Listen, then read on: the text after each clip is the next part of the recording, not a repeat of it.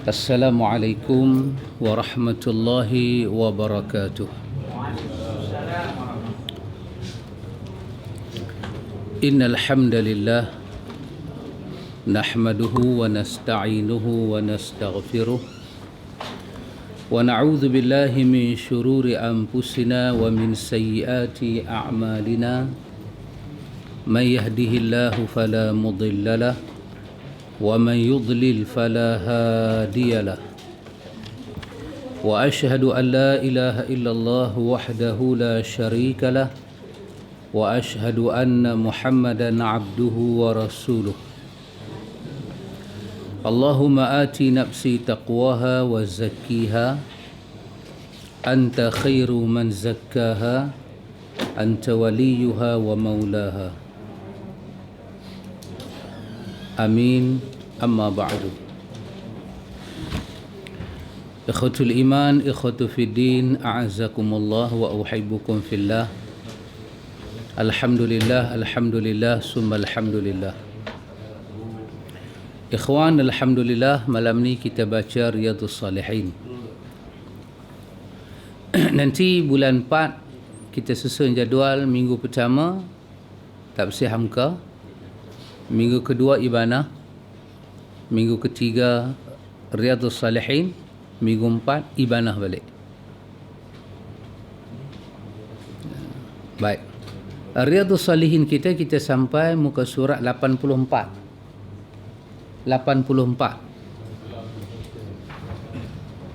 Kita sampai bab tentang keutamaan sah pertama serta perintah untuk menyempurnakan, meluruskan dan merapatkan saf.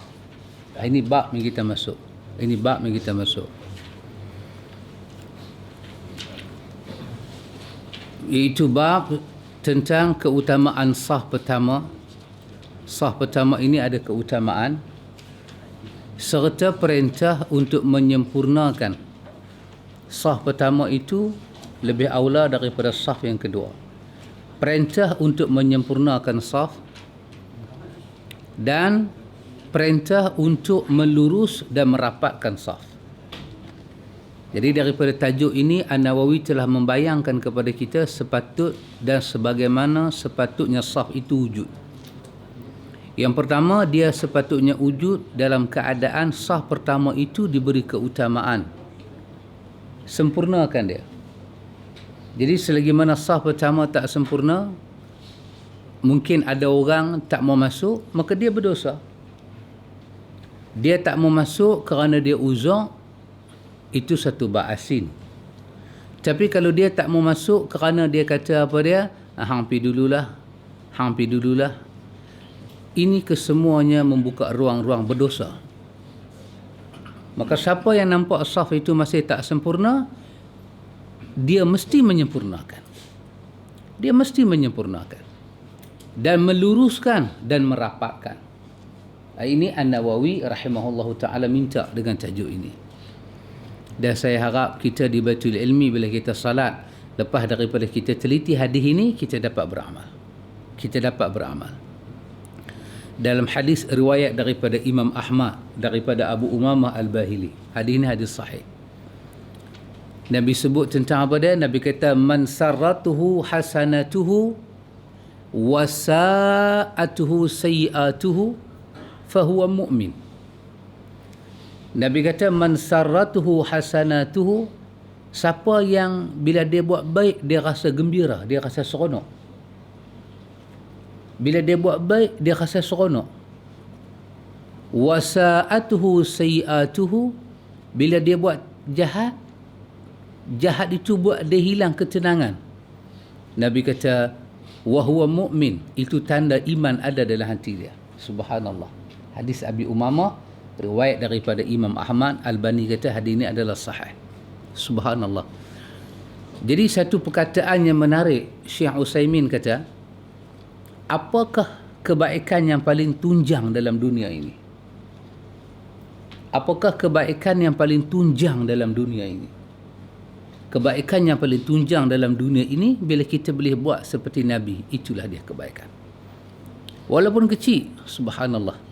Walaupun dia kecil, orang kata dia kecil, tetapi kata Syekh Albani, kalau benda itu daripada Nabi, dia besar di sisi Allah. Kerana Allah tak akan mengutuskan seorang Nabi bawa benda yang paling kecil, tak. Benda yang paling kecil, benda yang paling hina, benda yang paling tak bernilai, itu datang daripada hawa nafsu. Itu ciptaan manusia. Benda yang paling tinggi, benda yang paling berharga daripada Allah. Itu kita dapat daripada mana? Kita dapat daripada perkataan Nabi sendiri. Dalam hadis Imam Muslim, dalam hadis An-Nasa'i, Nabi guna perkataan fa inna khairal hadithi kitab Allah. Fa inna khairal hadithi kitab Allah.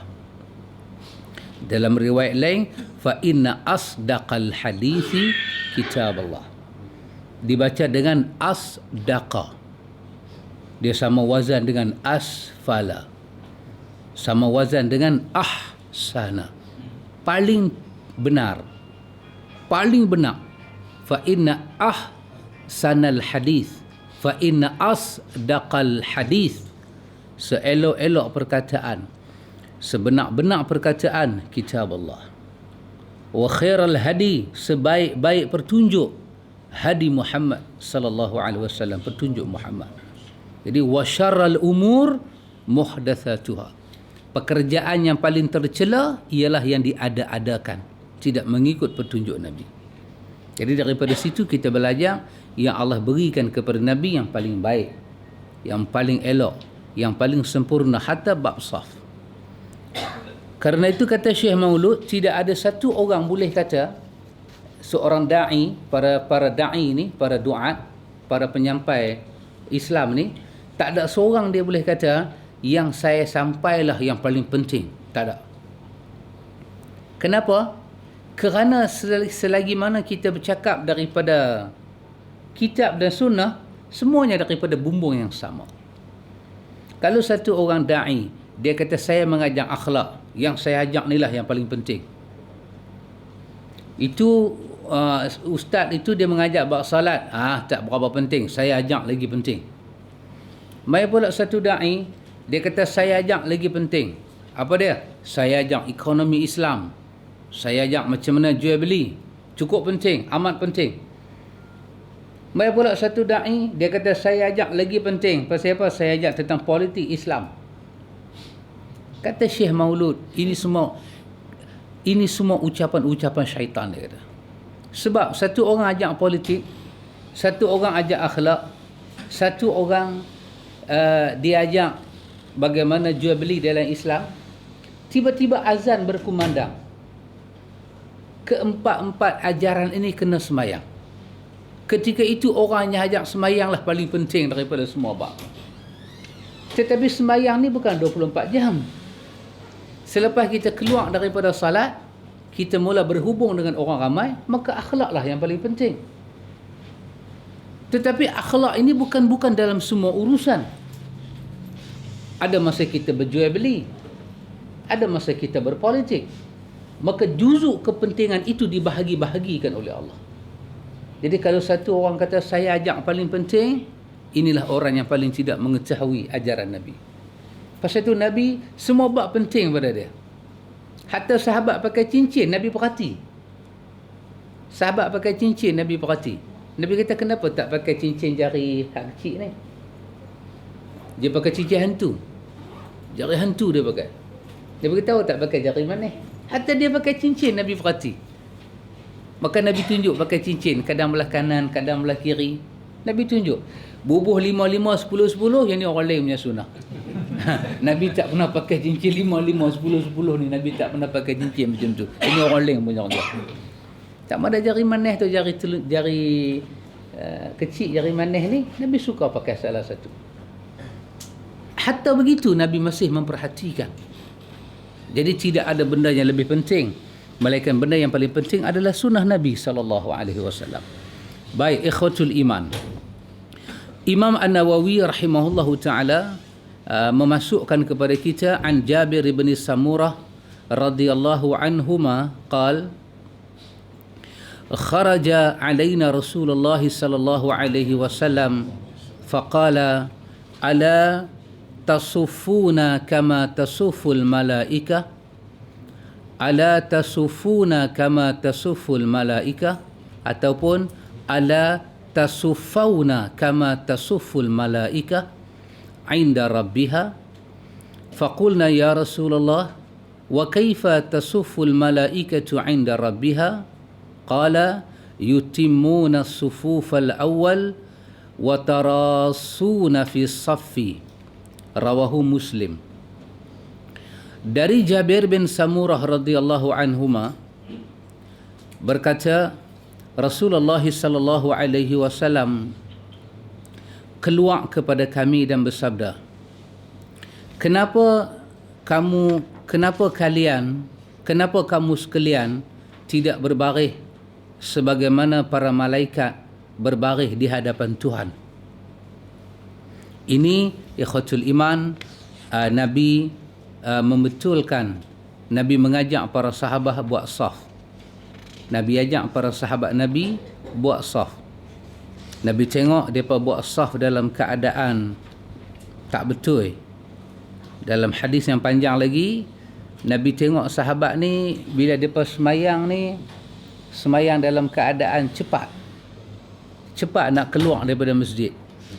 Cepat nak keluar. Dan ada riwayat sebut sahabat ni bila mereka semayang, mereka suka sapu muka. Mereka suka sapu muka. Bahkan pasiang, sujud atas pasiang. Bagi salam cepat-cepat. Dia ribah muka dia tu, Nabi kata kepada sahabat, seperti mana ekor kuda kepanasan. Kuda bila dia panas, dia angkat ekor dia. Sahabat kata awak, Nabi kata awak duk ribah muka macam kuda punya ekor bila panas ni. Tak boleh duk elok-elok. Kalau nak ribah pasiang di muka pun keluarlah masjid dulu. Kita ni daripada tanah Allah Ta'ala buat. Kepada tanah kita dikembalikan dan daripada tanah kita akan dikeluarkan. Awak yang takut pasiang di muka ni. Maka Nabi nak sahabat keluar daripada masjid, barulah. Kalau balik rumah berada pasiang, tak comel lah. Tapi nak buang pasiang pun, biar keluar daripada masjid. Ini adalah asal usul kita. Kenapa kamu ni, Nabi kata kepanasan seperti mana ekor-ekor kuda yang kepanasan. Cepat-cepat nak sapu muka ni. Nabi kata kepada sahabat, baru datang hadis ni. Nabi kata kepada sahabat, kenapa bila dalam saf, kamu tak boleh buat saf seperti mana safnya malaikat? Pasal apa tak boleh buat saf semayang macam mana safnya malaikat? Kami bertanya, wahai Rasulullah, bagaimana para malaikat itu berbaris di hadapan Tuhan? Beliau menjawab, mereka menyempurnakan barisan pertama dan mereka rapat di dalam barisan. Subhanallah. Tengok Nabi habang malaikat ni punya saf macam mana? Punya saf. Sahabat tanya, bagaimana kami patut buat saf? Nabi kata buat saf seperti mana saf malaikat. Buat saf seperti mana safnya malaikat. Sahabat tanya, bagaimana para malaikat buat saf? Nabi kata malaikat ini ada banyak saf. Cara malaikat buat saf, yutimuna sufuf al-awwal. Malaikat akan pastikan saf yang pertama itu sempurna, baru saf kedua dibuat. Ada pelajaran di sini An-Nawawi nak sampaikan pada kita. Tak boleh saf pertama tu tak penuh, orang di belakang ni duduk tak mau bangkit, tak boleh, salah. Tak boleh salah, kecuali ini bab dalam mazhab Syafi'i, bab keuzuran. Pasal apa kawan ni tak bangkit pergi sempurnakan saf pertama, dia ada uzur. Dia ada uzur. Dia tak boleh berdiri lama ke, dia sakit. Dia ada uzur, dan uzur dia semua kita makruf, kita tahu. Adapun orang lain yang tak ada uzur, hampir selagi mana saf pertama tu tak sempurna, kita duk kata hampir, kita berdosa. Subhanallah. Tengok. Ini satu kelalaian dalam ibadat. Ini nama dia tanbih. Orang duk kata tanbihul ghafilin kan. Kita kata tanbih. Tanbih ni apa dia? Peringatan pada orang yang sedang buat ibadat. Orang yang buat ibadat pun masih lagi tak kena lagi. Tak kena lagi. Dan wallahu ta'ala alam, tak tahu ikhwan, kita boleh betul ke tak boleh betul, itu saya tidak tahu. Tapi Nabi sebut itu sah malaikat. Kemudian macam mana Nabi kata? Yatarasuna fi saffi. Setelah saf pertama itu sempurna, dia sempurnakan dalam keadaan dia merapatkan saf itu. Subhanallah, sangat dahsyat. Rupanya ikhwan, nanti ada banyak lagi hadis di bawah. Daripada hadis ini, yang pertama kita belajar apa? Kesempurnaan saf itu ialah rapat. Rapat. Nanti Nabi akan sebut pada kita apa yang perlu dirapatkan. Bau. Bau ini dirapatkan. Tepi-tepi kaki dirapatkan. Sehingga kan kita berdiri, kita rokok, bau kena dengan bau. Bau kena dengan bau. Dan Nabi menyebut tidak seperti anak kambing boleh mencelah. Masa kita berdiri, tak mau ada ruang antara bau kita ni dengan bau jemaah sebelah, kawan sebelah. Jangan ada kosong. 1 inci, 2 inci, tak boleh ada kosong. Mesti kena. Mesti kena. Kalau sakit, itu lain bab. Kena-kena sikit tak boleh. Dia ada satu penyakit kulit yang kena pun tak boleh. Pedih bukan-bukan. Dia kalau kena dia pedih, dia kena isap okok. Jadi tak mau bagi dia isap okok, jangan ambil rapat. Jadi dia tak boleh. Itu satu penyakit yang luar biasa. Penyakit ni mai sepenuhnya pilihan raya. Tetapi kita yang tak ada penyakit, apabila kita bangkit saf dan badan kita, bau kita tak kena kawan, demi Allah, kita mesti berusaha dalam salat merapatkan. Tidak salah kita tarik dia dalam salat, tidak salah. Nabi pernah buat kepada Abdullah bin Abbas. Ya, kepada Abdullah bin Abbas. Dia duduk belah kiri. Nabi tengah semayang, Nabi pusingkan dia main sebelah kanan. Ini pergerakan yang ulama kata tak rosak semayang, tak batal semayang, bahkan afdal. Bahkan afdal. Kita boleh jalan dalam salat untuk menyempurnakan saf. Bahkan para ulama sunnah kata, kalau ada saf yang kosong, tengah-tengah salat kawan tu batal, dia keluar, maka wajib bagi siapa yang tengok mula saf itu, dia berjalan masuk. Saf pertama kosong, saf kedua penuh, tiba-tiba jemaah baru mai. Jemaah baru mai, dia tengok saf depan ada kosong. Kawan yang duduk saf yang berdua tak pi, maka tidak salah dia cross depa. Tak salah dia tolak bau depa untuk menyempurnakan kekosongan itu, tidak salah. Dan kita akan jumpa hadis dia nanti. Kenapa? Nabi suruh saf semayang macam saf malaikat. Saf semayang macam saf malaikat. Subhanallah. Mesti. Ini satu pelajaran kita belajar daripada An-Nawawi. Kita nak semayang isyak sekali lagi ikhwan. Mudah-mudahan kita boleh amal yang ni. Pasal kita dah jumpa ada hadis-hadis dia. Hadis ni bukan hadis biasa. Hadis ni hadis Imam Muslim. Hadis ni adalah hadis yang sahih. Subhanallah. Baik, ikhwatul iman. Wa an Abi Hurairah radhiyallahu anhu anna Rasulullah sallallahu alaihi wasallam qala: "Law ya'lamu an-nasu ma fi an-nida' was-saff al-awwal summa lam yajidu illa an yastahimu alaihi lastahamu." Muttafaqun alaih. Dari Abu Hurairah radhiyallahu anhu bahwasanya Rasulullah sallallahu alaihi wasallam bersabda, seandainya manusia mengetahui keutamaan yang terdapat pada azan dan saf pertama, kemudian mereka tidak bisa mendapatkannya kecuali harus mengikuti undian, nescaya mereka mengikuti undian itu.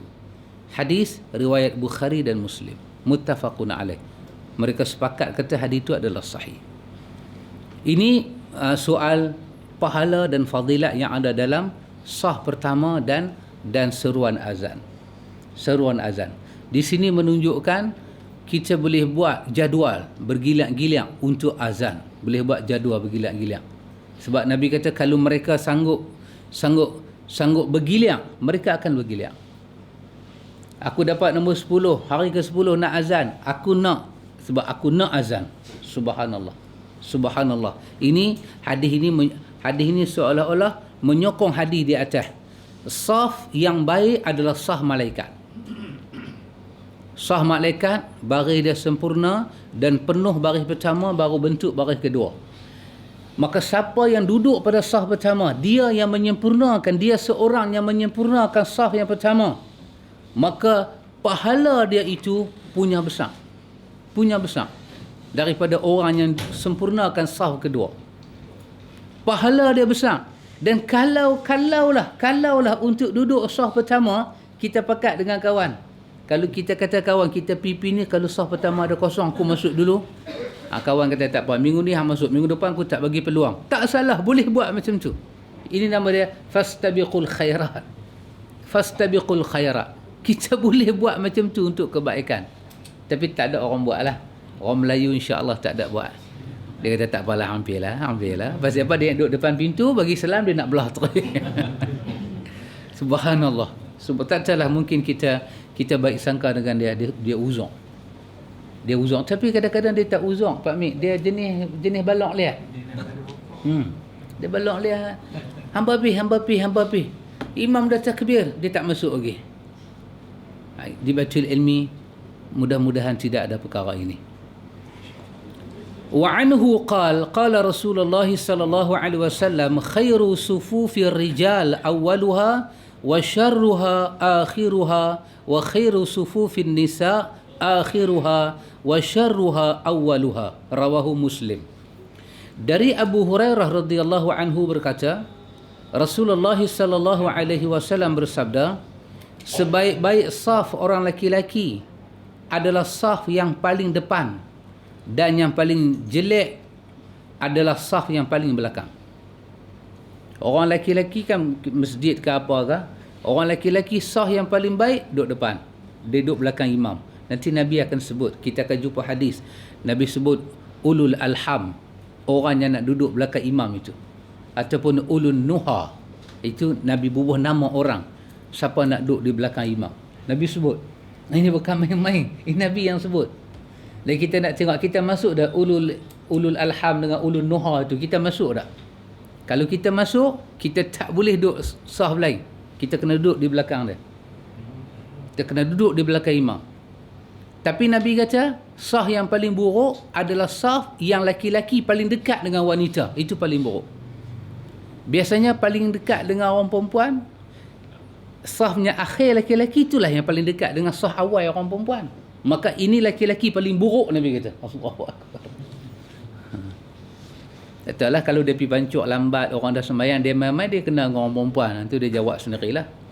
Tapi kalau dia memang rancang nak duduk di belakang, dia merancang perbuatan yang buruk. Subhanallah. Jangan main-mainkan benda itu, mesti diberi perhatian. Ataupun kecuali dia gatal sikit, itu lain bab lah, dia memang nak duduk belakang. Bagi-bagi salam terus sembang orang perempuan. Itu lain bab. Tapi kalau dia duduk di belakang, Nabi kata sah dia sah, tapi ketahuilah dia adalah syarru sufuf lirijal akhiruha. Seburuk-buruk sah bagi laki-laki ialah paling akhir sekali. Begitu juga orang perempuan, Nabi sebut, begitu juga orang perempuan. Sedangkan sebaik-baik saf orang perempuan adalah yang paling belakang, dan yang paling jelek adalah yang paling depan. Sebab orang perempuan ketika dia campur dengan orang jantan lah, kalau tak campur, kalau dalam tu orang perempuan dia sembahyang, maka orang perempuan paling best duduk depan. Pasal bukan ada orang jantan apa pun. Tapi kalau campur orang perempuan dengan orang jantan, maka orang perempuan paling afdal duduk belakang. Jangan dia pergi duduk depan, sebab sah depan orang perempuan dekat dengan orang jantan yang paling belakang.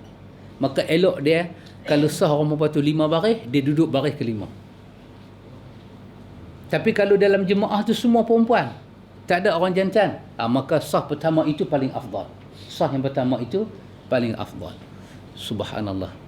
Pasal itu Nabi ajak kita, orang perempuan masuk pintu mana, orang lelaki masuk pintu mana. Masjid kita di mana-mana biasa. Kalau masjid kita ni masjid yang paling tidak ada security untuk orang perempuan, tak ada. Tempat wuduk ke, tandas ke, pintu masuk ke, tak menepati sunnah. Kadang-kadang dia buat masjid tu, dia tak fikir orang perempuan duduk atas mana. Last sekali dia bawa terai lagi ni, dalam masjid dia tarik ke ni, dia tarik lagu tu. Kira sah orang perempuan ni macam orang perempuan pun sakit lutut, dia suruh naik atas. Dia suruh orang perempuan ragas naik atas. Bodoh.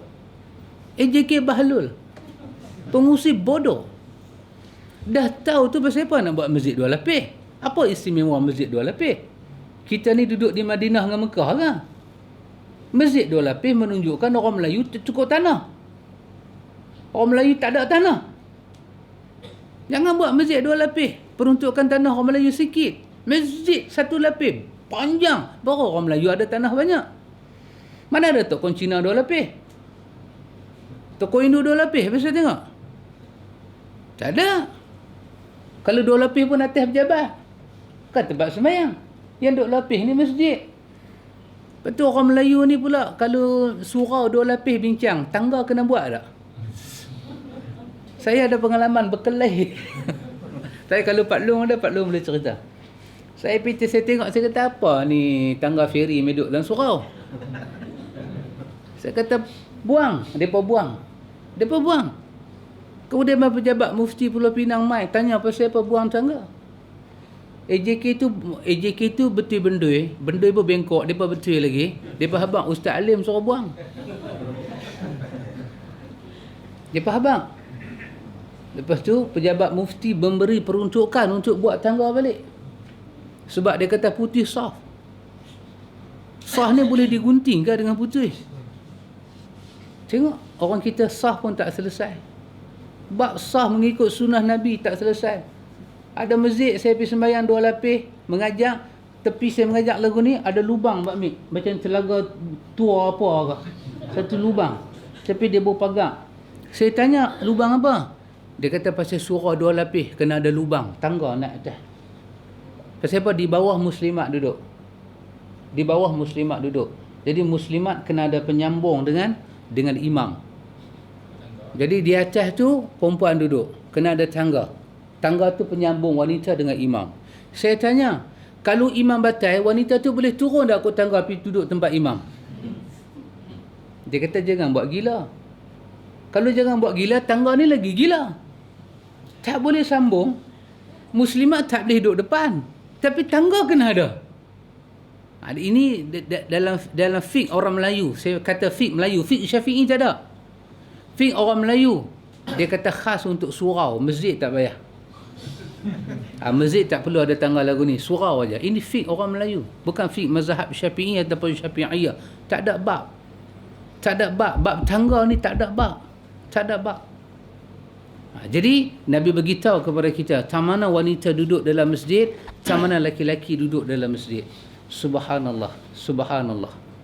Mesti dihati-hatikan. Wa an Abu Sa'id Al-Khudri radhiyallahu anhu anna Rasulullah sallallahu alaihi wasallam ra'a fi ashabihi ta'akhkhara faqala lahum taqaddamu fa'tammu bi wal ya'tamma bikum man ba'dakum la yazalu qaumun yata'akhkharuna hatta yu'akhkharahumullah. Rawahu Muslim. Tengok ini bab saf ini. Kita duk baca bab saf. Dari Abu Sa'id Al-Khudri radhiyallahu anhu bahwasanya Rasulullah sallallahu alaihi wasallam melihat para sahabat mundur ke belakang. Nabi pun ini zaman apa, Nabi duk mengajak sahabat tarbiyah. Ada tarbiyah. Ada beberapa orang hari ni depa banyak mai daripada India, depa panggil jemaah PJ. Bukan Putrajaya, tapi satu jemaah PJ daripada India. Depa ni banyak datang buat masalah.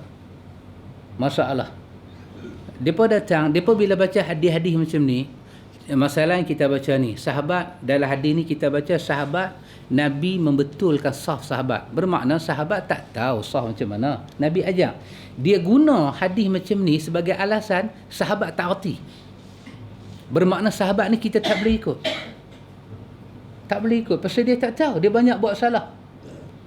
Hadis-hadis Nabi yang sahih dia pandang kot tu. Tapi ustaz dia ikut. Sahabat dia kritik. Kenapa kita nak ikut ijma' sahabat? Kenapa kita tak ikut Quran, tak ikut sunnah? Kenapa nak kena ikut sahabat? Dia kritik sahabat. Ini satu jemaah India, PJ nama dia. Saya ingat dalam internet kalau kita tag PJ boleh jumpa. Tapi dalam Tamil lah. Saya pun tak faham. Ustaz Luqman banyak. Dia dengar, dia cerita dengan saya. Banyak dia cerita. Ini satu jemaah. Mereka datang nak berdialog dengan saya. Ustaz Luqman mengamuk kat dia. Ustaz Luqman ni pun garang dia. Dia mengamuk dengan dia. Ini satu jemaah. Jemaah huru-hara ni. Dia buat masalah. Nabi tengok sahabat ni bila nak buat saf, ke depan, ke belakang, macam kita kan, hampir dululah. Apa Nabi kata? Nabi kata pada sahabat, faqala lahum, Nabi kata pada sahabat, Nabi kata taqaddimu, Nabi kata maju kamu ke depan, ikut aku, serta orang-orang yang berada di belakangmu harus mengikut kamu. Nabi kata mai duk sah depan, sah nombor 2, ikut sah yang pertama. Jangan tak masuk sah Nabi kata. Sahabat tak tahu, sahabat tahu semayang tapi tak tahu membentuk saf. Antum tengok saf pun Nabi ajak. Nabi tak benarkan kita berhubung dengan Allah guna kepala otak sendiri. Pandai-pandailah bangkit. Dah. Nabi kata datang ke depan, Nabi kata taqaddamu, Nabi kata mai ke depan, fa'tammu bi, sempurnakan yang depan ni. Kemudian yang kedua, tengok yang depan, buat cara yang depan. Subhanallah. Nabi kata apa? Cuba tengok Nabi kata orang-orang yang selalu mundur akan dimundurkan oleh Allah. Nabi kata la yazalu la tu tidaklah, yazalu selalu, qaumun yata'akharuna, satu kaum suka lambat masuk sah depan, hatta yuakhirahumullah, malaikat Allah lambatkan mereka. Allah lambatkan urusan hidup mereka. Dahsyat. Antara hubungan saf dengan kehidupan orang Islam ada pasal. Tapi siapa nak dengar kalau kita bagi tahu salah satu penyakit orang Melayu ni, berpecah belah lah apalah, boleh diubati dengan dia membetulkan sah semayang ikut cara Nabi. Siapa boleh nak percaya? Siapa boleh nak percaya kata membentuk sah boleh merapatkan hubungan? Subhanallah. Ya betul. Daripada kelebihan dululah kita mengaji kan, Tok Guru bila dia nak buat sah semayang, dia pegang rotan, tampak lantai. Sah depan, dia tampak. Kalau di pondok memang dia pukul, cengih. Lah sistem pondok tak adalah sistem asrama. Tampak, dia pukul perut betih. Bagi sama. Jadi kita pun asal takut kata guru tu buat bagi sama. Tapi betul, siapa-siapa sah dia sama dengan kita tak bercakap dengan dia. Kita ada raplah dengan dia, tapi kita settle dengan jalan baik. Orang-orang yang tak pernah bau kita kena bau dia, kita susah nak berhubung dengan dia. Betul. Tapi siapa nak percaya? Sahabat percaya. Khalid bin Walid ada problem dengan Auf bin Malik. Berkelahi depan pintu rumah Nabi. Tapi Nabi settle. Kenapa hati mereka? Hati yang tertambat. Allah satukan hati mereka. Kenapa? Mereka semayang cara Nabi, mereka bentuk saf cara Nabi. Di sini ada ancaman daripada Nabi SAW tentang orang yang tidak merapatkan saf.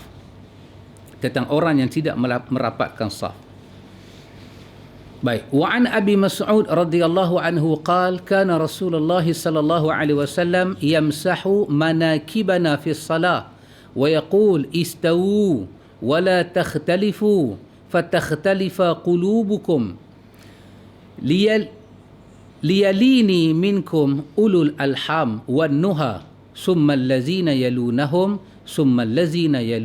rawahu Muslim. Daripada Abu Mas'ud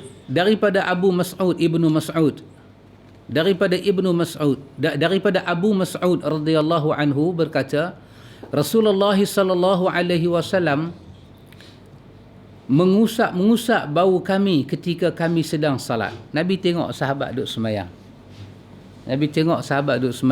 Yamsahu manakibiha. Nabi pegang. Nabi letak tangan atas belakang sahabat. Dan Nabi kata istawu. Nabi kata sah ni bengkok mayang lagu mana ni. Sah ni bengkok. Di sini ada pelajaran. Kita tengok orang sembahyang sah bengkok, kita boleh betulkan dia walaupun kita tak masuk dalam sembahyang, boleh betulkan. Itu tak masuk ganggu sembahyang. Kita masuk depan kita sah pertama elok dah, tengok sah kedua ada 3 orang tapi bengkok. Yang bengkok itu kita boleh betulkan walaupun kita tak masuk dalam sembahyang lagi. Boleh, tak ada hal, tak salah. Sebab orang kata mana boleh kena takbir dululah. Kalau dah takbir dulu nak apa betul macam mana? Ini semua lain bab. Nabi tengok orang ini sembahyang tak betul, Nabi kata, Nabi pegang bau dia. Nabi pegang bau dia, Nabi kata sepatah istau. Ni tak sama ni. Bagi lurus. Nabi kata, wala takhtalifu fatakhtalifu qulubakum. Nabi kata jangan bengkok-bengkok, nanti Allah bengkokkan hati-hati kamu. Allahu akbar. Dua hadis dah kita jumpa. Penyatuan, kerukunan ummah ada pada saf salat. Ada pada saf salat. Subhanallah. Jadi tak tahulah orang macam mana nak bagi hati kita percaya dengan hadis. Ada pada saf salat.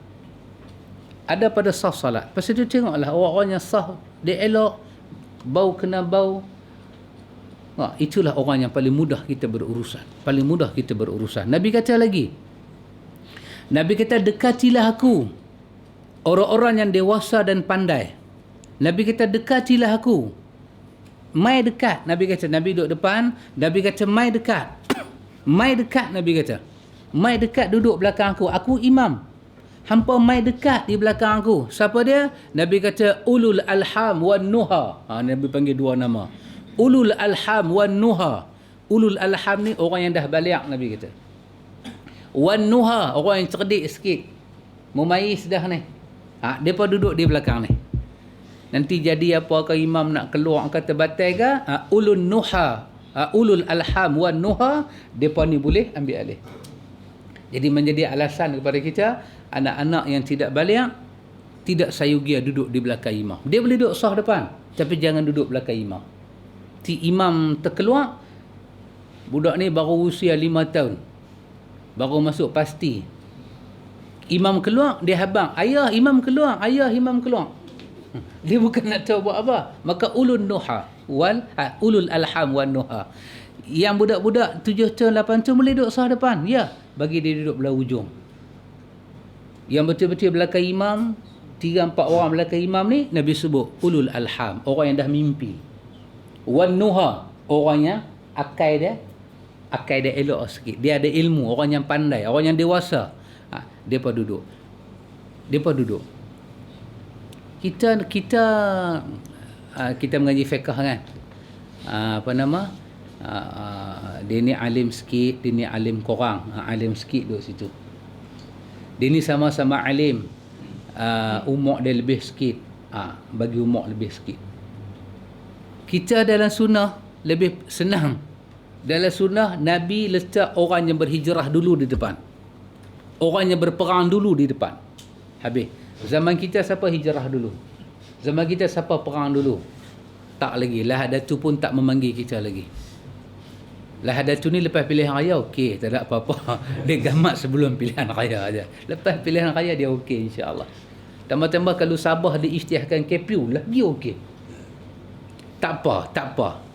Kita di sisi sunnah, siapa yang duduk di belakang imam? Orang yang dewasa, iaitu orang yang mengetahui salat. Cukup. Tak syarat dia ustaz, tak syarat dia hafiz, tak syarat dia siapa. Dia tahu. Cukup dia duduk di belakang imam. Dan saya ingat macam kita ni, semua ilmu kita sama. Ilmu kita sama. Cuma kita ni berani dengan tak berani yang tu saja. Cara dia baca Fatihah tu suara dia berombak. Kita tahu dia ketak. Tapi tak apa. Semua tu tidak menjadi hal. Tak menjadi hal.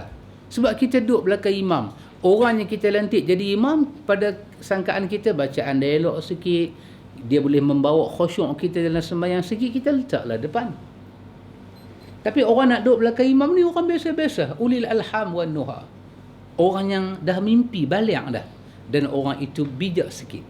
Ini semua bijak. Kita mengaji sunnah kira bijak. Bodoh ni tak mengaji sunnah. Bodoh tak mengaji sunnah. Walaupun yang main mengaji sunnah ni SPM ambil 4 kali, yang tak mengaji sunnah tu sekali aja dapat SPM, dia bodoh. Ya, dia bodoh. Pasal dia pergi belajar satu ilmu yang dalam kubur pun tak boleh tolong dia. Dunia pun tak boleh satu hati dia. Maka orang cerdik ni siapa dia? Orang yang boleh ikut Nabi, orang cerdik. Walaupun dia Bilal, walaupun dia Salman, walaupun dia Khabab. Ini semua nama hamba-hamba yang tak ada nilai zaman tu. Tapi bila orang kata mereka bodoh, Quran bela mereka. Quran kata alahumus sufaha, yang bodoh tu yang kata mereka bodoh. Tengok, maka siapa dia bodoh, siapa dia cerdik? Orang mengaji agama, mengaji sunnah. Oh, subhanallah.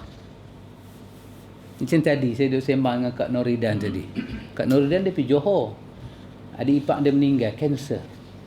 Adik ipar dia meninggal kanser baru 45. Jadi Kak Nur duk tanya saya. Depa bagilah duit kan. Dia orang mati ni dapat lebih kurang 1,000.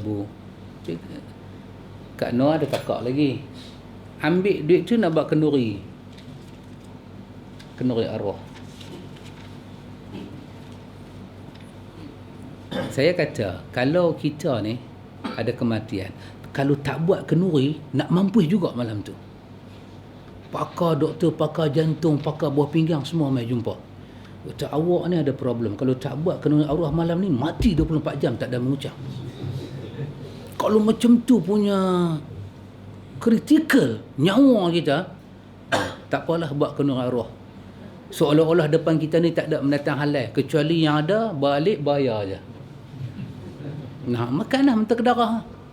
Tapi at least kalau nak mencekik pun, pakai duit sendiri ya. Jangan cekik duit kawan tu. Kalau dah kritikal sangat dah. Kritikal. Putus adik-beradik, putus itu, jangan guna duit mereka. Orang bubuh tabung-tabung dalam duit itu, orang bagi pada keluarga si mati. Bukan suruh buat kenduri. Cuba bayang, kalau suami mati, isteri tak kerja, anak-anak sekolah. 1,000 tu tak besar kat mereka. Siapa kita nak kata duit dalam tabung tu orang bagi suruh buat kenduri? Siapa kita? Siapa kita nak bagi order tu? Siapa kita? Melainkan hati kita busuk dan jahat. Kita tengok orang dapat duit, kita tak senang duduk. Ini saya katakan, orang tak mengaji sunnah paling bodoh. Dia satu tahap dia tak boleh fikir. Otak dia stop. Kita mengaji sunnah, walaupun kita ni bodoh, tapi kita mengaji sunnah. Bodoh ni maksud saya diukur dengan akademik lah. Bodoh lah kita. Siapa PhD malam ni? Tak ada. Mana ada PhD? Tak ada. Kira tak cerdik lah kita ni. Tapi bila kita tengok kematian, orang bubuh duit dalam tabung, jiwa kita akan kata, duit ni pulangkan kepada keluarga. Coba kenduri pun tak apa. Tapi orang tak mengaji sunnah, dia tengok duit dalam tabung tu, Allah tidak mengilhamkan kepada dia susahnya keluarga tu. Allah tak bagi ilham. Sebaliknya hawa nafsu dia yang bicara, apa salahnya duit 1,000 ni kita buat kenduri, kita bahagi 4 malam. Atau kita bagi 3 malam. Satu malam kita perhabis 300, malam kedua 300, malam keempat besar sikit perhabis 400. Cukuplah 1,000. Dia jadi bodoh, tak boleh fikir, tak ada tamadun. Walaupun dia cikgu, dia PhD, dia doktor, dia ustaz, dia bangang, dia bengong, dia balul. Allah tutup, cerdik tu Allah tutup. Allah tutup, cerdik dia tu Allah tutup. Dia tak nampak keluarga tu nak pakai duit beli bayar api, bayar ayam. Laki mati, duit tak ada, nak minta ke darah apa, beras nak beli kat mana, nak pakai kulit kerang ke? Pilihan raya pun 5 tahun sekali, bukan hari-hari orang nak tolong. Orang tak mengaji sunnah ni bengong, bahlul, bodoh, idiot, stupid, silly. Ya betul. Kena kata bagi mereka ni ada otak, ada akal. Sampai tak ada otak macam tu. 1,000, jumlah 1,000 untuk perempuan janda, anak kecil tak besar ke nanti? 1,000. Kita tak apalah beli kereta sampai 380,000, 360,000. Tu pun dia kata, tu pun saya beli yang paling tak berapa elok. Tak berapa elok, 380,000. Hantar dah kami duk bagaikan talang kering je.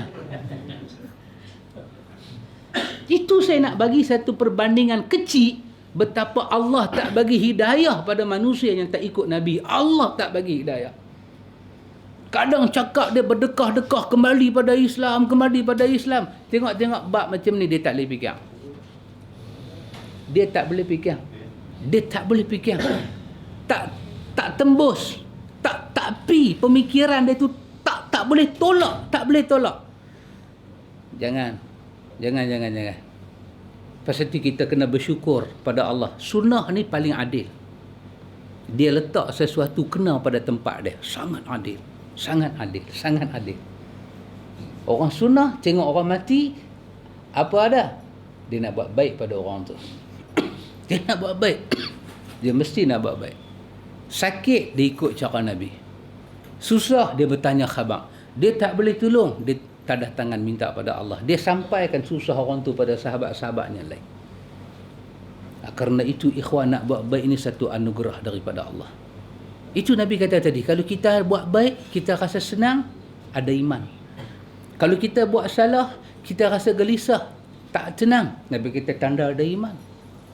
Tapi kalau kita buat baik, kita rasa tak seronok. Kita buat salah, kita rasa dia benar, tak ada iman. Tak ada iman. Dan itu kita kena hati-hatikan ikhwatul iman. Nabi kata, mari kemari. Nabi kata, jangan bengkokkan saf kamu, luruskan. Orang yang paling bijaksana duduk di belakang ni. Dan Nabi kata kemudian, summal ladina yalunahum, di saf kedua diikuti macam saf yang pertama, saf yang ketiga diikuti macam saf yang kedua. Buat lagu tu Nabi kata. Tengok saf pertama ni, tengok. Jadi selagi saf pertama tak sempurna, kerana kita tak mau masuk, kita menanggung dosa besar. Kita tanggung dosa. Kenapa? Kerana wajib sempurnakan saf itu. Imam nak angkat takbir, nanti kita akan baca hadis, imam menyempurnakan saf pertama, ataupun imam suruh makmum, dilantik satu makmum, suruh sempurnakan saf. Itu kerja imam. Nabi cerita dalam hadis ni kepada kita ikhwan. Wa an Anas radhiyallahu anhu qala Rasulullah sallallahu alaihi wasallam, sawu sufufakum fa inna taswiyata as-safi min tamami salah, muttafaqun alaih. Wa fi riwayatin lil Bukhari, fa inna taswiyata as-sufuf min iqamati as-salah. Dari Anas radhiyallahu anhu berkata, Rasulullah sallallahu alaihi wasallam bersabda, luruskan barisan-barisanmu. Lebih baik kita pakai luruskan saf-saf kamu. Barisan ni pelik bunyi dia. Luruskan saf kamu. Kan? Lagi depa pergi baca hadis terjemah, Nabi kata barisan ni. Ada. Bukan barisan yang duk ada ni. Ni saf. Saf. Luruskan saf-safmu. Kerana sesungguhnya meluruskan saf itu termasuk kesempurnaan sembahyang. Walaupun para ulama bincang tentang tamami salah, makna sempurna sembahyang itu apa, maka di antara ulama yang berkata tamami salah daripada sah sembahyang. Oh, dahsyat. Yang dikatakan sempurna sembahyang, ada ulama baca sempurna itu sah sembahyang. Kerana mana ada sembahyang yang sempurna kalau ditolak? Maka sembahyang kita diterima oleh Allah, itu sempurna. Maka sembahyang yang sempurna adalah sembahyang yang sah. Maka kita kena memenuhi yang sah itu. Apa dia? Mengikut sunnah Nabi. Pasal itu saya ingat Syekh Maulud, dia seorang mazhab Hanafi. Dia kata apa? Dia kata, kalau kita buat ibadat, orang baca ibadat itu sah lah, batal ke apa kan. Tapi kalau kita berani buat satu ibadat yang Nabi tak ajak, dia kata ibadat itu kalau 10 orang kata sah, dia tetap tidak sah. Kalau 10 orang kata sempurna, dia tetap tak sempurna. Kerana syarat sah dan sempurna ibadat mesti berada di atas jalan Nabi. Baru dia masuk sempurna. Bila sempurna, dia jadi sah. Bila sah, dia makbul. Dia diterima di sisi Allah. Tapi kita pula lain, kita baca sah lain, sempurna lain. Pada kita sah tu kira apa? Jangan tak batal lah. Sah lah. Sempurna bab nombor 2 kita baca. Sempurna ni kira Tuhan nak terima, dia terima. Apa sahaja kita dah buat halal-balai. Halal-balai. Kita tengok halal-balai.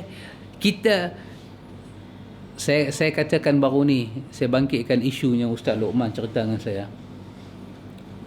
Kejadian itu Ustaz Luqman duk ada di masjid, satu masjid belah Tanjung. Saya ingat 3 jemaat ke 2 jemaat sudah Ustaz Luqman cerita.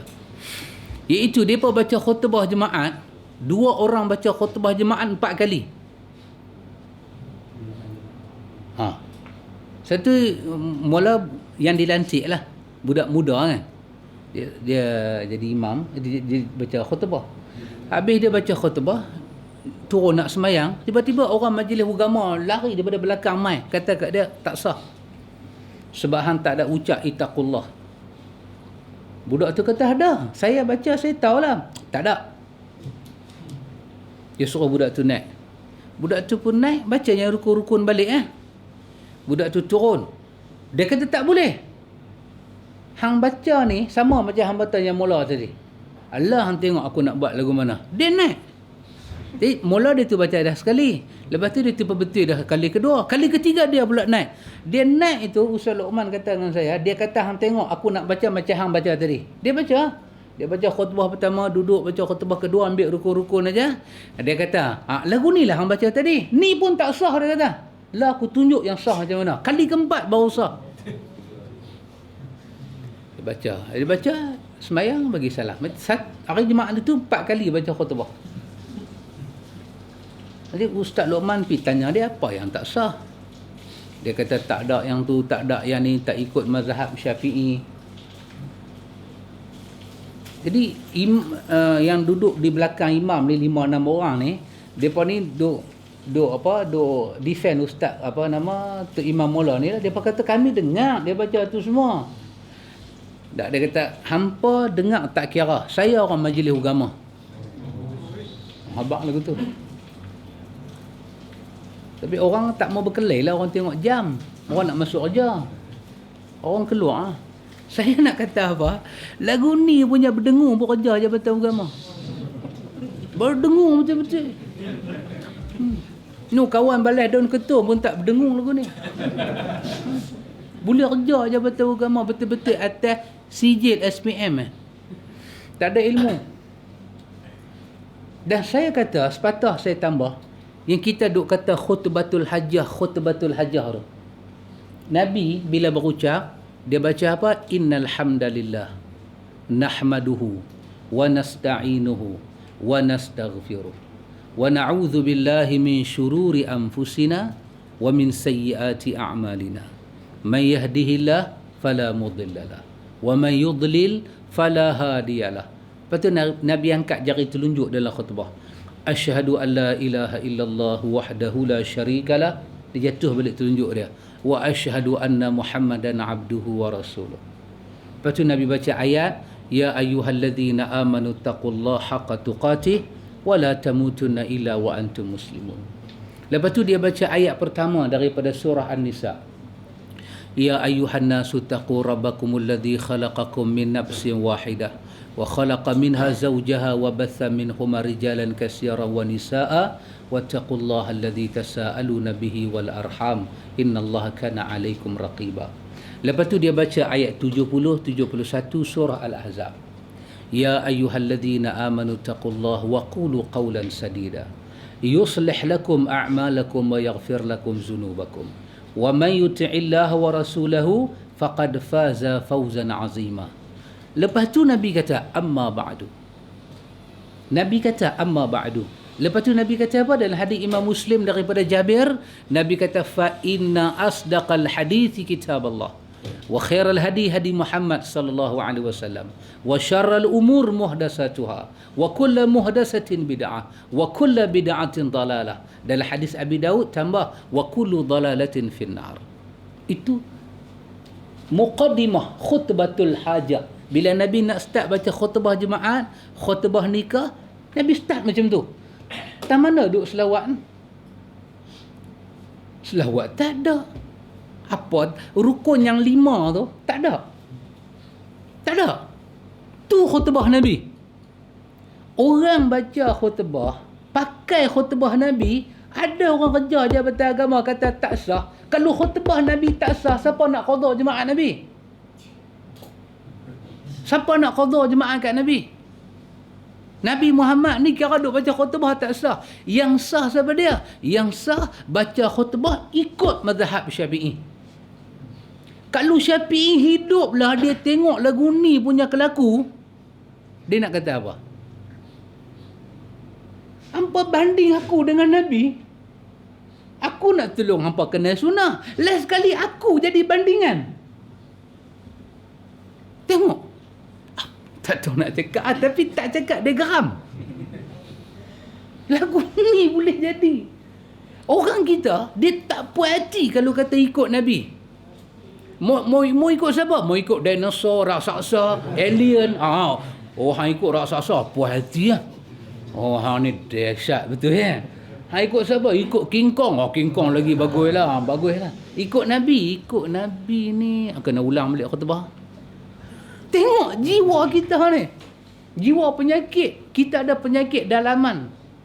Kena minta dekat Tuhan buang penyakit ni. Dia tak puas hati. Tengok saya kata dalam bab kita baca ayat 10 surah Al-Hasyr. Ayat 10 surah Al-Hasyr. Ayat tu nak buat tak mana? Ayat tu cerita kita orang hidup dengan orang mati. Ayat 10 Al-Hasyr. وَالَّذِينَ جَاءُوا مِنْ بَعْدِهِمْ يَقُولُ رَبَّنَا اغْفِرْ لَنَا وَلِإِخْوَانِنَا الَّذِينَ سَبَقُونَ بِالْإِيمَانِ وَلَا تَجْعَلْ فِي قُلُوبِنَا غِلًّا لِلَّذِينَ آمَنُوا رَبَّنَا إِنَّكَ رَءُوفٌ رَحِيمٌ. Doa dan mereka yang datang setelah orang-orang yang beriman. Mereka berkata, Ya Allah, ampunkanlah dosa kami dan dosa saudara-saudara kami yang beriman sebelum daripada kami. Janganlah kau campak dalam hati kami ini dendam, dengki kepada orang-orang yang beriman. Nabi Quran aja orang yang beriman mendoakan orang yang beriman yang dah mati dengan doa ni. Kita bila baca Quran, orang duk kata Quran ni Al-Quran dusturuna. Quran itu dustur kita, pedoman kita. Kita ambil. Bila kita dengar berita kematian, kita baca doa ni. Rabbana ighfir lana wal ikhwanina alladhina sabaquna bil iman wa la taj'al fi qulubina ghilla lil ladzina amanu rabbana innaka raufur rahim. Pasal apa baca lagu tu? Quran aja lagu tu. Tak puas hati. Tak puas hati. Tengok jiwa kita.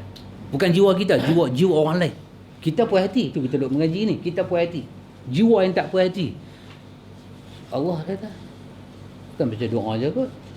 Ya doa lah, Quran suruh baca doa. Ada dalam hadis Nabi ajar doa Allahumma ghafir li hayyina wa mayyitina wa saghirina wa dhakarina wa unsana. Nabi ajar baca doa tu, ampun dosanya hidup, yang mati laki-laki, perempuan, kalau hidup dalam Islam, kalau mati dalam iman. Nabi ajar doa tu. Habis dekat tu Quran aja ayat 10 surah Al-Hasyr. Ibnu Katsir kata apa? Berdasarkan ayat ini ijma' sepakat seluruh kaum muslimin, doalah yang paling sampai pada orang mati. Hati tak puas. Hati tak puas dengan sunnah. Bihun tak ada kah? Begitu dia tengok duit tabung banyak kan. Mata dah jadi satu macam. Bulu mata duk jolok mata, pedih. Selagi duit tu tak tirih, dia pedih tengok. Hang dapat 1,000 ni, takkan bihun tak boleh kot. Dak Quran tak ajak bihun, tak ajak kotiau, tak ajak apa. Kotiau telur basuh pun tak ada dalam Quran. Tak ada. Quran kata orang tu mati tak ada tangan. Ya Allah, ampun dosa kami, ampun dosa dia. Dia beriman. Quran kata takat tu. Lain daripada semayang mayat dah tak ada apa. Yang tu saja. Hati tak puas. Kalau doa semua orang boleh buat. Memang semua orang boleh buat. Aku tu tak ada istimewa apa. Dia kata bakat semua baca doa, rumah mayat gelap aja. Nak bagi cerabuh lampu bagi banyak. Dia tak puas hati. Dia nak buat juga. Malam pertama banyak lagu ni, malam kedua panggil orang menurun, pakai berasap, lupa diri, baca doa. Yang ni dia kata agama, dan dia tahu dengan mata, dengan kepala, dengan hati tak sama dengan ayat 10 surah Al-Hasyr. Dia puas hati yang tak sama tu. Nak kata apa ni? Saya ulang, I'm repeat my statement. Nampak? Kaabah tak ada kan ni? Kaabah PKL. Kelantan. Mana yang betul ini? Dua riwayat ni. Jadi saya nak kata apa dia? Saya nak ulang lagi sekali. Sebenar-benarnya siapa tak ikut sunnah Nabi, dia bodoh, dia tidak dapat petunjuk Allah. Terang. Pasal itu Quran kata apa? wa in kanu min qablu lafi dhalalim mubin. Sebelum Muhammad mai baca Quran bersih hati hampa, sebelum Muhammad memberi kepada hampa wa yuallimuhumul kitaba wal hikmah, zaman Muhammad tak mai, tak ajak Quran, tak ajak hikmah sunnah dia, wa in kanu min qablu lafi dhalalim mubin, kamu benar-benar dalam kesesatannya sangat nyata. Cuma dia tak tahu dia sesat. Baru ni kita baca bab haji. Bab haji. Itu kita baca bab talbiyah, macam mana nak talbiyah. Macam mana nak ucap labbaik Allahumma labbaik. Maka di situ kita tengok masa Nabi buat haji, Nabi kata labbaik Allahumma labbaik labbaik la syarika lak labbaik. Nabi kata. Tiba-tiba sahabat Nabi lain, depa lagu lain, depa talbiyah lagu lain. Depa talbiyah lagu lain. Labbaika ilahul haq. Oh, tak pernah dengar punya. Sahabat kata apa dia? Labbaika ilahul haq. Pendek dia ulang yang tu. Labbaika ilahul haq, labbaika ilah. Nabi dengar, Nabi tak kata apa, Nabi sengak. Tak nimai pula satu sahabat, dia talbiyah lagu dia. Dia ikut labbaik Allahumma labbaik labbaik la syarika lak labbaik, dah habis, dia tambah lagi satu. Nabi tak kata apa. Jadi seluruh para ulama kata apa? Kerana Nabi tak kata apa, jadi takrir. Kita boleh bertalbiyah dengan bermacam-macam cara. Lepas itu Imam Syafi'i kata apa? Yang ni saya nak sebut. Imam Syafi'i kata apa? Sesungguhnya kalau satu orang tu nak bertalbiyah, dia boleh bertalbiyah macam sahabat talbiyah, dia boleh bertalbiyah macam Nabi talbiyah. Tetapi aku lebih suka apa yang Nabi buat. Tengok bahasa dia. Tapi aku lebih suka apa yang Nabi bertalbiyah dengannya. Bukan dia tak suka sahabat buat. Sahabat buat juga sunnah. Pasal Nabi tak kata apa. Tapi aku suka yang Nabi buat. Apa dia? Labbaik Allahumma labbaik, takat tu. Kita dalam semua kes kena ambil perkataan Imam Syafi'i ni. Orang tu buat kenuri, orang ni buat kenuri. Aku lebih suka kenuri yang Nabi ajak. Nabi ajak buat kenuri apa dia? Kenuri bila ada duit buat. Tak payah sebut apa, tak payah sebut syukur ke, tak payah sebut apa. Sahabat buat kenuri apa? Saja alhamdulillah sunnah Nabi mai. Habis dah dia kata sunnah Nabi, jangan duk pikore dalam-dalam. Dapat gaji lebih. Dia punya pasal gaji lebih, gaji korang dia punya pasal. Dia nak buat kenuri pasal nak ihya sunnah. Kita pergi makan nah, habis. Kalau kita rasa nak tumpang, kita bagi duit kita ke dia. Buat besar sikit. Habis. Itu sunnah. Aku lebih suka macam Nabi buat. Duk mai abang kenuri arwah malam satu malam, dia abang sahaja kating terus bagi putih. Assalamualaikum, saya tak pi kenuri bid'ah yang sesat lagi menyesatkan. Dia dengar tu, biar dia terlentang pakai mak oksigen masuk CCU. Biar pi kat dia. Sampai bila nak cakap, nak bagi orang faham ni, sampai bila pun tak tahu. Teruk sangat, dia jadi teruk. Maka kita kena hati-hati. Baca bab sah, dia keluar bab tu. Tengoklah. Baik, luruskanlah saf-saf kamu. Kerana sesungguhnya meluruskan saf itu termasuk kesempurnaan salat. Dalam riwayat Bukhari dan Muslim. Dalam riwayat Bukhari dikatakan, sesungguhnya meluruskan saf itu termasuk menegakkan sembahyang. Ini yang menyebabkan ulama khilaf. Satu, Nabi kata tamamus salah. Yang kedua, Nabi kata min iqamis salah. Menegakkan saf dari kesempurnaan sembahyang. Menegakkan saf dari mendirikan sembahyang. Kalau Allah kata dirikan sembahyang, maka termasuk dalam mendirikan sembahyang, dirikan saf yang betul. Oh subhanallah. Kita telah ada ilmu ini ikhwan. Kita dah jumpa hadis-hadis ini semua. Isyak dah masuk kan. Kita kena sembahyang. Kita kena perhati siapa jadi imam, dia kena perhati. Dan bila kita tengok sah depan kosong, kita tak boleh tengok siapa, kita masuk pergi. Tak tahu sahabat tahan, aku nak masuk dulu. Osum lah. Siapa dapat buyung, siapa dapat batu, kena osum. Boleh, tak ada salah apa. Tapi jangan ambil sampai 10 minit lah osum. Seminit, 2 minit, sudahlah. Osum, kena buyung dengan batu. Aku masuk pergi. Ya boleh.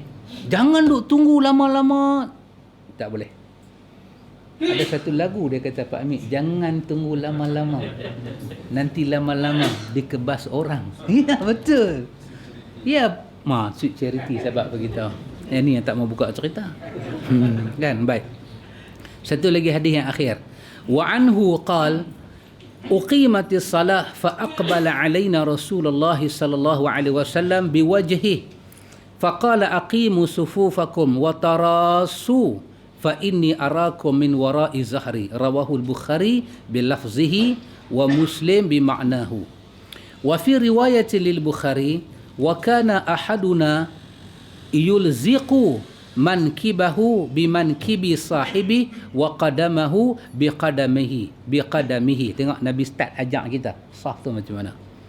Dari Anas radhiyallahu anhu berkata, ketika iqamah untuk salat telah dikumandangkan, Rasulullah sallallahu alaihi wasallam menoleh kepada kami dan bersabda, luruskan saf kamu dan rapatkan.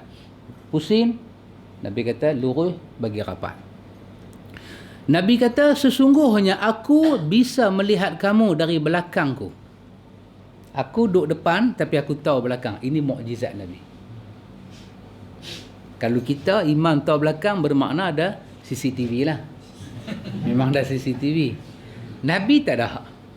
Nabi kata, aku duduk depan, mata aku duduk depan, duduk semayang, tapi aku nampak kejadian di belakang macam mata aku tengok. Ini mukjizat Nabi. Dahsyat. Nabi ni cukup dahsyat. Saya pernah tengok Syekh kata, Nabi ni kita sayang kan? Nabi ni kita sayang. Tapi dia kata, tak mimpi Nabi pun tak apa. Dia kata, kita ni duk minta nak mimpi Nabi pasal kan? Dia kata, ulama mimpi Nabi lagi bahaya daripada orang fasik mimpi Nabi. Orang fasik mimpi Nabi, orang fasik, siapa dia yang mimpi Nabi ni? Sultan Sulu. Yang mimpi Nabi ni Sultan Sulu. Lagu tu punya Sultan Sulu mimpi Nabi, siapa nak berjaya? Dia pun buat satu ceramah, cerita dengan ayak mata. Tak cukup ayak mata, ambil ayak dalam baldi, jurus kepala nak bagi basah. Saya mimpi Nabi, saya mimpi Nabi. Siapa nak percaya? Tak percaya kan? Kalau orang tak percaya dia, adakah bermakna mimpi dia tak betul? Kalau mimpi dia betul, itu Tuhan nak bagi kat dia. Tapi kalau dia orang fasik mimpi Nabi, lebih selamat. Sebab tentu dah orang tak percaya. Tapi kalau ulama mimpi Nabi, nak jadi apa lepas tu?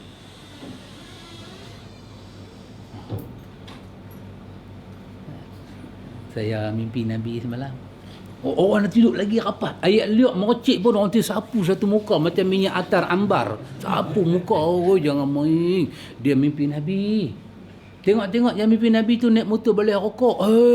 Dia dikecualikan. Dia mimpi Nabi tu. Kalau isap rokok salah, takkan Nabi tak tegur. Ni bibir mulut hitam ni. Pasal apa isap rokok? Nabi tak tegur. Nabi tak kata apa. Itu menunjukkan isap rokok tak apa. Ulama mimpi Nabi lagi berantu daripada orang fasik mimpi Nabi. Kita tak mimpi Nabi tak apa. Apa dia? Ni, hak dia tinggal ni, semua kita ikut. Saf demi saf. Hatta sampai saf sembahyang, kita ikut. Kita ikut saf sembahyang. Dia kata apa? Bila azan dah kumandang, Nabi pusing belakang. Nabi kata, luruskan saf, rapatkan. Kerana sesungguhnya aku boleh tengok kamu dari belakang. Dan ini riwayat Bukhari. Dalam riwayat lain, kemudian masing-masing daripada kami meluruskan bahu dengan bahu kawan dan telapak kaki dengan telapak kaki kawan. Tengok. Ini daripada Nabi ajak. Bila Nabi kata luruskan, terus sahabat kata apa? Wa kana ahaduna, setiap daripada kami ini yulziqu mankibahu bimankibih. Ni, pakat-pakat bagi kena ni. Pakat-pakat bagi kena. Bau ni. Mankib ni bau. Manakib ni. Terus bagi kena. Bagi kena. Mana tepi kadam ni, tepi-tepi kaki ni pun kami bagi kena. Kami nak buat macam Nabi kata tu. Maka yang ni hadis Bukhari, hadis Imam Bukhari ni tunjuk kepada kita ikhwatul iman macam mana saf itu kita nak buat. Benda ni tak terang panjang pun tak apa dah. Janji kita dah jumpa dah dalil. Saf tu kena buat macam mana? Macam saf malaikat. Macam mana saf malaikat? Barisan pertama, bukan barisan pertama, saf yang pertama, dia bagi sempurna. Dia bagi sempurna elok. Lepas tu baru dibentuk saf yang kedua. Maka bau kena bau kawan. Bau kena bau kawan. Bagi kena bau kawan. Tepi-tepi kaki, kalau tak sakit, tak ada apa, bagi kena. Tapi bau ni nombor satu. Bau ni nombor satu. Jangan tepi kaki kena, bau tak kena. Tak mau, bau kena. Bangkit lagi tak kena, bagi kena. Kita tergenjak sikit, kawan sebelah boleh genjak balik. Boleh genjak balik. Begitu. Dan hadis yang ke-8 ni, hadis ni pendek aja. Daripada Nu'man bin Bashir radhiyallahu anhu, dia kata, aku mendengar Rasulullah sallallahu alaihi wasallam bersabda, la tusawwunna sufufakum aw la yukhalifanna Allahu baina wujuhikum, muttafaqun alaih. Pendek aja, tapi ada warning. Kata Nu'man bin Bashir, aku dengar Nabi bersabda, kamu sekalian harus meluruskan saf kamu, atau biarlah Allah menyelisihkan antara kamu sekalian. Hadis Bukhari dan Muslim. Nabi bagi pilihan. Nabi kata sama ada kamu luruskan saf kamu macam aku aja, ataupun kamu tak ambil kisah. Allah balak pada kamu, hati kamu pecah sama-sama kamu. Semayang jemaah semua ada. Kan macam hari ni orang duk kata Islam di Malaysia ni mau apa lagi, masjid ada, bank Islam ada. Tapi yang kita pelik, dalam masjid duk ada, semua Islam duk ada, orang Islam kacau. Bermakna yang duk naik nama Islam ni Allah tak redha. Allah tak redha. Speaker cantik, member naik di atas. Lani pula masjid apa di belah Kuala Lumpur kan. Apanya imam baca tu, kita boleh tengok kat TV besar dia bawah tu tank tu. Apa dia panggil? LCD. Boleh nampak. Jadi imam tu tak boleh nak membohong apa. Satu huruf jatuh pun kita boleh, dia ni dah kecoh dah ni. Kita tahu dah. Kita nampak dia baca apa, skrip tu. Tapi lagi teruk jadi. Tak ada apa. Masjid macam tu lah paling tak ada apa. Paling tutup awal, buka paling lambat. Tak ada apa. Rupanya Nabi dah bagi tahu. Nabi dah bagi tahu apa dia? Saf tak kena. Saf, dan kewajipan kita ikhwan masuk dalam saf. Tengok sahabat tak mau bagi rapat, kita kena kata kat dia, Nabi kata bagi saf. Bagi saf. Dan dalam mazhab Abu Hanifah, kalau satu orang tu duduk dengan kita dalam saf, dia tak mau rapat, kita boleh suruh dia keluar pergi duduk saf belakang. Panggil orang yang nak merapatkan duduk depan. Tak salah. Syaitan. Kata sepatah, syaitan. Roh. Syaitan orang ni. Kena jegir, jangan duk raya. Syaitan Nabi. Tak boleh. Dia tak rasa dia syaitan. Jegir bagi mata terbeliak ke dia. Syaitan sungguh. Keluar. Kalau dia nak berkelahi dengan kita, satu masjid boleh pukul dia. Ya, satu masjid boleh pukul dia. Walaupun dalam masjid boleh pukul. Pasal apa? Ini syaitan yang tak mau kepada sunnah Rasulullah. Tapi yang paling afdal halau dia daripada imam. Imam boleh halau orang yang tak sempurnakan saf. Imam boleh halau dia. Kecuali dia gila, halau pun tak guna. Ataupun dia memang tak boleh rapatkan saf pasal keuzuran, kecacatan yang ada pada diri dia. Ada jenis cacat ni, dia tak boleh duduk diam. Dia bukan cacat biasa, cacat tak boleh duduk diam. Dia nanti duduk tengah semayang pun badan dia pusing macam tu. Tapi dia nak duduk juga asal depan. Yang ni kita tak boleh halau. Pasal apa? Dalam cacat ada kesempurnaan. Dia nak menyempurnakan diri dia pada sunnah Nabi. Jangan halau dia. Tapi yang elok ada kecacatan ni. Yang ni boleh halau. Itu mazhab Abu Hanifah Nu'man. Lepas ni kita akan tengok lagi satu hadis. Nabi nak bagi tahu kepada kita macam mana saf yang kita kena buat supaya dalam saf yang kita buat itu syaitan tak boleh masuk. Jangan bagi syaitan masuk. Kita duduk salam, kita duduk tahiyat kan. Tiba-tiba kita tengok antara kaki kita dengan paha sahabat ada macam tu je. Dia punya jarak macam tu je. Kalau macam ni sebatang rokok kecil sikit macam filter dah. Sikit aja. Ketahuilah setan telah lalu kat situ. Setan dah lalu dah. Bila setan dah lalu, segala ganjaran-ganjaran fadilat-fadilat dalam salat dia bawa pergi. Jadi tengah duduk pun kita boleh merapatkan. Kita tengah duduk macam apa? Duduk bertimpuh kan. Tiba-tiba sah kita jadi renggang. Kita boleh bangkit duduk macam tahiyat awal untuk cover bagi sah tu nampak rapat. Ya, kita boleh buat. Kita boleh buat benda tu. Nanti Nabi akan ajak kepada kita. Sah ni laki-laki dan perempuan hukum dia sama. Perempuan sembahyang sama perempuan pun jaga sah, laki-laki pun jaga sah dia. Hadis yang berbaki itu kita akan tengok lagi sekali. Wallahu a'lam. Ya.